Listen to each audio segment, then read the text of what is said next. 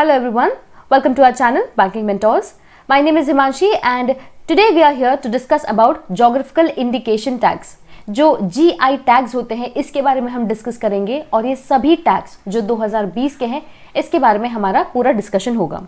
देखिए आने वाली जितनी भी हमारी इंपॉर्टेंट एग्जाम्स है उन सभी में हम एक्सपेक्ट कर सकते हैं कि 1 से 2 क्वेश्चंस आपका डेफिनेटली जीआई टैग से बन सकता है। ठीक है, जो भी आपका जनरल अवेयरनेस का पार्ट होता है उसमें डेफिनेटली ये क्वेश्चन एक्सपेक्टेड है।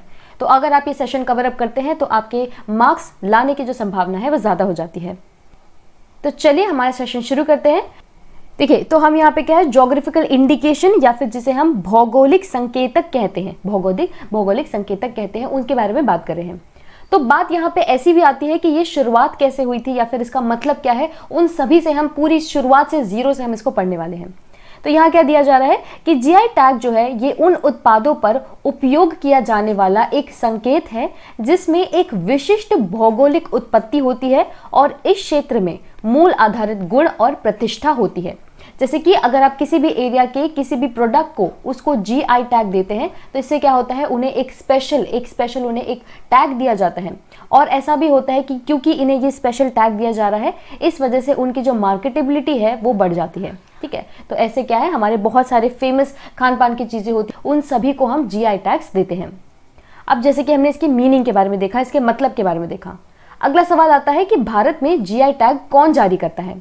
तो भारत में जो भौगोलिक संकेतक है इसके लिए एक अधिनियम लाया गया है जिसका पूरा नाम है माल पंजीकरण और संरक्षण अधिनियम 1999। ठीक है, पूरा नाम क्या देख रहे हैं हम, रजिस्ट्रेशन एंड प्रोटेक्शन एक्ट 1999। पूरा नाम देखिए, geographical indications of goods registration and protection act 1999। तो यहां से आप देख सकते हैं ये आपका एक्ट है। सवाल यहाँ से क्या बनता है, आप कौन से साल की बात कर रहे हैं, कौन से एक्ट के अंदर आ रहा है, वो एक्ट कौन से ईयर में कौन से साल में इसे जो है लॉन्च किया गया था, बनाया गया था। ठीक है, तो आपको पता होना चाहिए 1999। अब देखिए यहाँ पे दिया जा रहा है कि जीआई टैग जो है उद्योग संवर्धन और आंतरिक व्यापार विभाग वाणिज्य और उद्योग मंत्रालय के तहत जो है भौगोलिक संकेतक की रजिस्ट्री करवाई जाती है। यानी कि जो हमारा डिपार्टमेंट ऑफ इंडस्ट्री है जिसे हम ministry of commerce and ministry के अंदर आते हैं उनके द्वारा जीआई टैग्स इशू किए जाते हैं। ऑलराइट, तो ये हमने थोड़ी सी हिस्ट्री देख ली। अब हम शुरू करते हैं हमारे सेशंस के साथ और हम पूरी लिस्ट देखेंगे। शुरू करने से पहले हमें पता होना चाहिए कि हमारे इंडिया का सबसे पहला जीआई टैग कौन सा था। तो इंडिया का, भारत का जो सबसे पहला जीआई टैग था वो था आपकी दार्जिलिंग की चाय, दार्जिलिंग टी। अब देखिए ये सवाल भी डेफिनेटली आपका बनता है, कईयों बार पूछा भी जा चुका है, भारत की पहली जीआई टैग।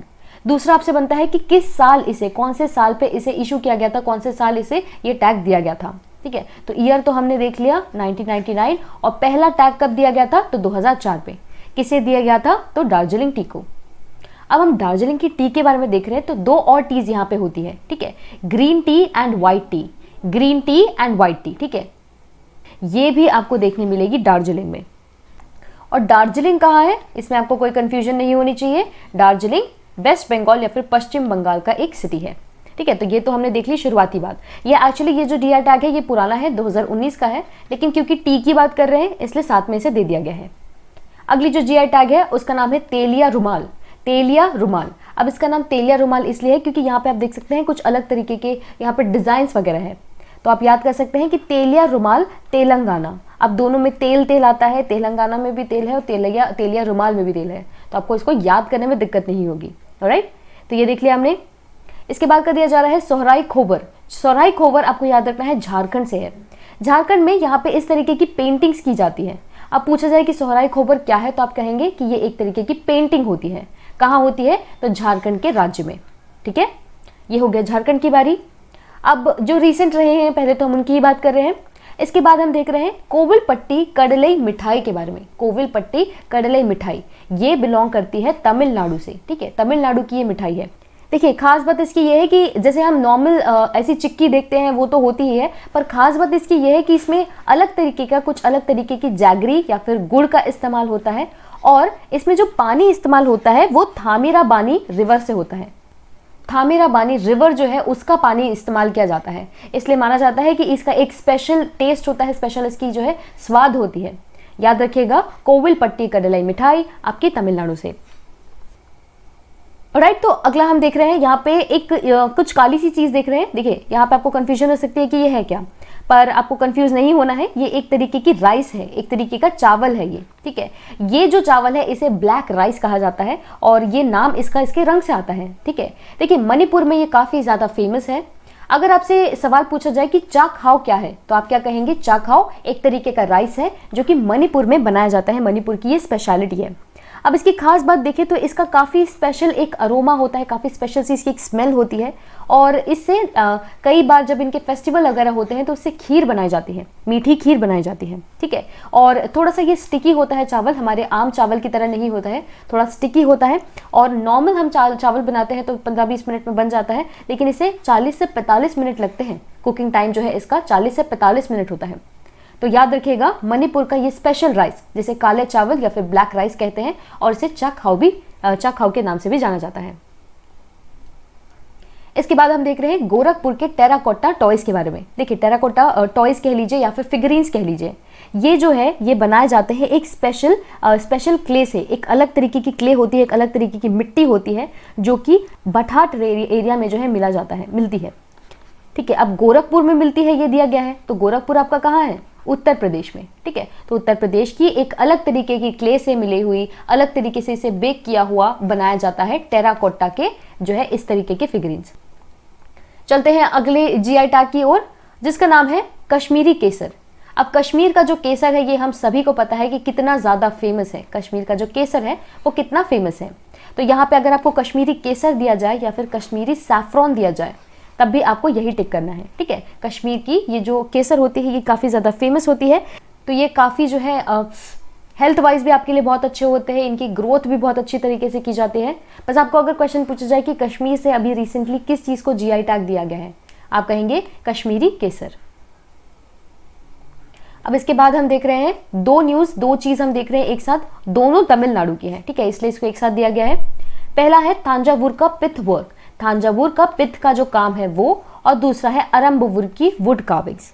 अब देखिए पहला जो दिया जा रहा है ये थांजावुर वहाँ पे एक सिटी है, वहाँ की बात की जा रही है। वहाँ पे पिथ वर्क या फिर नित्ती का काम किया जाता है, नित्ती वर्क्स भी कहा जाता है इसे, इंट्रिकेट काम किया जाता है। और ये जो काम हम देख रहे हैं थांजावुर काम, यहाँ पे एक बृहदेश्वर टेम्पल है, यहाँ पे भी अगर आप देखें तो थांजावुर का ये जो पित्त वाला काम है वहाँ पे देखने मिलेगा, ठीक है। काफ़ी डेलिकेट से होते हैं इसलिए इन्हें कांच में भी रखा जाता है। अब इसके बाद बताया जा रहा है आपको अरंबवर की वुड कार्विंग्स के बारे में, यानी कि स्पेशल तरीके की इनकी लकड़ी होती है। लकड़ियाँ जैसे कि आपकी मैंगो की हो गई, आपकी लिंगम ट्री की बनी हुई या फिर ऐश ट्री की बनी हुई, उन सभी की जो लकड़ियाँ होती हैं उसे कार्व करके इस तरीके के फिगरीन्स बनाए जाते हैं। याद रखिएगा अरंबवर की वुड कार्विंग्स, ये भी तमिलनाडु, दोनों हमने तमिलनाडु का देखा। इसके बाद हम देख रहे हैं गोवा के बारे में। देखिए गोवा बहुत इंपॉर्टेंट है, क्योंकि अभी रिसेंटली क्या हुआ है, कुछ एक साथ जीआई टैग्स देखने मिले हैं हमें। कुछ समय पहले ही गोवा को पहला जीआई टैग दिया गया था, जिसका नाम है खोला चिली, ठीक है। खोला चिली ये गोवा की पहली जीआई टैग है। और अभी रिसेंटली क्या हुआ है, अच्छा खोला चिली की बात करें तो इसे भी देख लेते हैं पूरी तरीके से। खोला चिली को कैनाकोना चिली भी कहा जाता है। ये जो चिलीज होती है, ये जो मिर्च होती है, ये काफ़ी अलग तरीके की मिर्च होती है। इनकी जो स्मेल, इसका जो कलर है काफ़ी ज़्यादा अलग सा होता है, पंजेंट सा टेस्ट होता है, ठीक है। तो ये देखिए हमने गोवा की पहली जीआई टैग वाली जो है वस्तु देखी। इसके बाद देखिए हरमाल चिलीज, मोयरा बनानास और खाजे। देखिए ये चिलीज है, ये तो हमने देख ली, खोला चिली के साथ हरमाल चिली। अगर सवाल आता है कि हरमाल चिली और खोला चिली कौन से स्टेट को बिलोंग करते हैं, तो हम कहेंगे गोवा। इसके बाद है अलग तरीके के यहाँ पे मोयरा बनानास होते हैं, मतलब केले होते हैं, कुछ अलग तरीके के इनका नाम है, मतलब टेस्ट होता है, इस वजह से मोयरा बनाना कहा जाता है। फिर है खाजे। तो खाजे यहाँ पे एक स्वीट डिश होती है, जैसे कि हम नॉर्मली कभी फेस्टिवल्स में बनाते हैं, वैसे यहाँ की एक काफ़ी फेमस स्वीट डिश है जिसे खाजे कहा जाता है। तो इसे भी रिसेंटली जीआई टैग दिया गया है।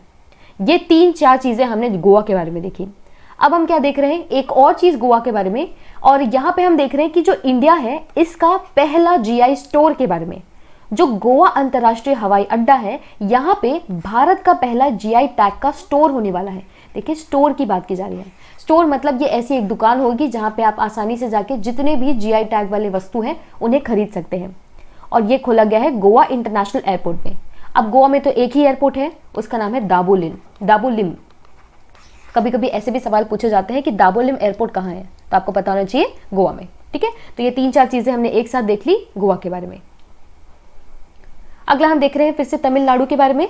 तमिलनाडु के डिंडिगुल लॉक्स और कडांगी साड़ी, ठीक है, डिंडिगुल लॉक्स और कडांगी साड़ी, ये जो लॉक्स है ये काफ़ी ज़्यादा स्पेशल होते हैं। इन्हें काफ़ी अलग तरीके से बनाया जाता है। ऐसे बनाया जाता है कि आप इसे तोड़ नहीं सकते, आप इसे खोल नहीं सकते, ठीक है, तो यही इनकी स्पेशलिटी है।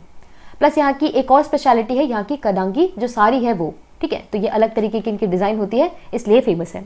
तमिलनाडु के बारे में हमने 2-3 और चीज़ें देखी थी, एक बार उन्हें देख लेते हैं। थांजावुर पिथवर्क भी देखा था और अरुम्बावुर की वुड कार्विंग भी देखी थी। ये 2 चीज़ें और ये तीसरी चीज़ आपकी तमिलनाडु की। अब एक साथ हम कुछ 2019 के बारे में देख रहे हैं, ये भी इंपॉर्टेंट है, ये इनकी भी आने की आशंका हो सकती है, इसलिए एक साथ इन्हें दे दिया गया है। इसके बाद देखिए यहाँ पे दिया जा रहा है तिरूर की बीटल लीव्स के बारे में। बीटल लीव्स यानी कि जिससे हम पान बनाते हैं उसकी बात की जा रही है, ठीक है। तो ये जो पान के पत्ते हैं इनका काफ़ी अच्छा स्वाद होता है, इसलिए इन्हें जीआई टैग दिया गया है और ये बिलोंग करते हैं केरला से। फिर देखिए चुनार सैंडस्टोन। चुनार का मतलब सैंडस्टोन कहने का मतलब ये एक तरीके का पत्थर होता है जिसे हम अगेन फिगरिंग्स वगैरह के लिए इस्तेमाल करते हैं। तो ये भी हो गया आपका उत्तर प्रदेश का। फिर है ब्लैक क्यूमिन। क्यूमिन का मतलब होता है जीरा, ठीक है, काला जीरा। और चूली का जो तेल होता है उसकी बात की जा रही है, चूली का तेल। इन दोनों को भी जीआई टैग मिला है। ये देखिए यहाँ पे देख सकते हैं काला जीरा और ये तेल, इसे मिला है हिमाचल प्रदेश से। अगला देखिए कि काफ़ी ज़्यादा कंट्रोवर्शियल रहा है रसगुल्ला। वैसे तो हम मानते हैं कि रसगुल्ला जो है वो पश्चिम बंगाल का है, वेस्ट बंगाल का है, पर जीआई टैग जो है वो ओडिशा को दिया गया है। तो यहाँ पे आपको कंफ्यूजन हो सकती है, इसलिए आपको याद रखना है कि ओडिशा के जो रसगुल्ले हैं उन्हें जीआई टैग दिया गया है। अब कोल्हापुरी चप्पल की बात की जाती है। अगर आप कभी महाराष्ट्र कर्नाटका के सदर्न बेल्ट में महाराष्ट्र के सदर्न बेल्ट में और कर्नाटका के अपर बेल्ट में अगर आप देखें तो एक छोटा सा एरिया आता है जहाँ पे कोल्हापुरी चप्पलें बनाई जाती हैं, ठीक है। तो ये फेमस है और इसलिए इन्हें जीआई टैग दिया गया है। ऑलराइट, तो ये भी हमने देख लिया। अगला देखिए ये कुछ अलग और स्पेशल चीज़ हम यहाँ देख रहे हैं, एक प्रसाद की बात की जा रही है, ठीक है। तमिलनाडु की, देखिए फिर से तमिलनाडु, चौथी चीज़ आज हम जो है देख रहे हैं तमिलनाडु की पलानी मुरुगन मंदिर का पंचतीर्थ जो प्रसाद है उसे भी जीआई टैग दिया गया था। अब हम सभी जानते हैं पंच का मतलब क्या होता है। पंच का मतलब होता है 5, ठीक है। तो 5 इंग्रेडिएंट्स होते हैं जैसे कि बनाना यानी कि केला, जागरी, घी वगैरह, ठीक है। 2-3 चीज़ें और होती हैं, उसके साथ मिला के ये पंचमिर्तन प्रसाद जो है बनाया जाता है। कहाँ पे? मुरुगन मंदिर का ये प्रसाद है, तमिलनाडु का ये प्रसाद है। नाम याद रखिएगा, पंचमिर्तन प्रसाद फ्रॉम तमिलनाडु। इसके बाद हम 3 तरीके की हल्दी देख रहे हैं यहाँ पे। पहली है कंदामल हल्दी, ये है ओडिशा की। फिर है इरोडे हल्दी, देखिए टर्मरिक यानी कि हल्दी होता है, यहाँ पे आप हल्दी लिख लीजिए। इरोडे हल्दी या फिर इरोडे टर्मरिक, ये है तमिलनाडु की। 5वीं चीज़ आपकी जो है आज की तमिलनाडु से। फिर है सांगली हल्दी, तो सांगली हल्दी महाराष्ट्र। ये तीनों हल्दियाँ हैं इसलिए इन्हें जो है एक साथ दिया गया है। कांधामल ओडिशा, इरोडे तमिलनाडु, सांगली और महाराष्ट्र। फिर देखिए यहाँ पे एक चिकन के बारे में दिया जा रहा है जिसका नाम कड़कनाथ है। अगर आपने इस चिकन को देखा है तो ये पूरा काले रंग का होता है। इवन इसके जो एग्स होते हैं, जो अंडे होते हैं, वो भी ब्लैक कलर के होते हैं, काले रंग के होते हैं। इसे काफ़ी ज़्यादा पौष्टिक माना जाता है, इनमें काफ़ी ज़्यादा मात्रा में प्रोटीन होता है, ठीक है। तो ये काफ़ी ज़्यादा स्पेशल है, इसलिए इन्हें कड़कनाथ को जो है जीआई टैग दिया गया है और ये बिलोंग करते हैं मध्य प्रदेश से। इसके बाद हम देख रहे हैं बोका सोल आसाम राइस। तो बोका सोल जो है ये एक तरीके का राइस है। अगर सवाल पूछा जाए बोका सोल क्या है, जैसे कि चाखाओ में हमने देखा था तो वो मणिपुर का ब्लैक राइस था, लेकिन ये असम का राइस है, ठीक है। इसकी खास बात यह है कि आप इसे ऐसे ही खा सकते हैं। मतलब यूजुअली हम चावल को पका के खाते हैं, लेकिन आप चाहे तो इसे ऐसे भी खा सकते हैं, यही इसकी खासियत है। अगला है यहाँ पे कोडई कनाल की मलाई पुंडू, यानी कि इसे गार्लिक कहा जाता है। ये जो हम देख रहे हैं यहाँ पे लहसुन की बात की जा रही है, ठीक है। तो ये कुछ अलग तरीके के लहसुन होते हैं, इसलिए इन्हें जो है जीआई टैग दिया गया है, अगेन तमिलनाडु से। तो हमने काफ़ी सारी चीज़ें तमिलनाडु की देखी, कुछ मध्य प्रदेश और कुछ असम की। अब हम आगे बढ़ रहे हैं और यहाँ पे कुछ हैंडीक्राफ्ट वगैरह की चीज़ों के बारे में देखेंगे, ठीक है। ये सभी जो है मिजोरम से बिलोंग करते हैं। आप इसको भूल जाइए, ये वाला जो है ब्रैकेट इसको मत देखिए, ये तमिलनाडु का हमने ऑलरेडी डिस्कस कर लिया। यहाँ पे आप सारी कपड़े जो देख रहे हैं, सारे कपड़े ये मिजोरम के हैं। पहला है पोंदुम, पोंदुम ये भी एक तरीके का कपड़ा मिजोरम से। नगोद केर ये भी मिजोरम से। हमरम ये भी मिजोरम। तोहल पुआन ये भी मिजोरम। और मिजो पुंचाई ये भी मिजोरम, ठीक है। तो ये सभी अलग अलग तरीके के डिज़ाइंस आप देख रहे हैं। ये मिजोरम की वहाँ की काफ़ी खास बात है, वहाँ पे अलग तरीके के हैंडीक्राफ्ट्स बनाए जाते हैं और इन्हें 2019 में जीआई टैग दिया गया था। अब कुछ और जीआई टैग्स देखें तो यहाँ पे है Edu Mishmi textiles, Edu Mishmi textiles, ठीक है। मिश्मी हिल्स होती है, मिश्मी हिल्स का नाम आपने सुना होगा, अगर आपने नहीं सुना है तो आप यहाँ पे भी, यहाँ से आप याद कर लीजिए कि मिश्मी की हिल्स है, ठीक है, ये आपको अरुणाचल प्रदेश में देखने मिलेगी। तो इसी के साथ हम याद कर सकते हैं कि यहाँ के जो ईडू मिश्मी टेक्सटाइल्स है, टेक्सटाइल्स यानी कि कपड़े, ठीक है, इसी तरह इसी एरिया के कपड़े जो है उसको अभी जीआई टैग दिया गया है, जो कि अरुणाचल प्रदेश से बिलोंग करते हैं। इसके बाद यहाँ पे देखिए श्रीविली पुत्तूर पलकोवा, जो कि तमिलनाडु से है, इसे 2019 में जीआई टैग दिया गया था और ये एक खाने की चीज़ है, ये एक मिठाई जैसी चीज़ है। आगे है काजी नेमू, काजी नींबू, देखो नींबू हम कहते हैं, ठीक है, नींबू हम कहते हैं, वैसे ही नेमू यहाँ पे दिया है और ये एक तरीके का नींबू है जो कि इस तरीके का शेप का होता है और ये आसाम से बिलोंग करता है।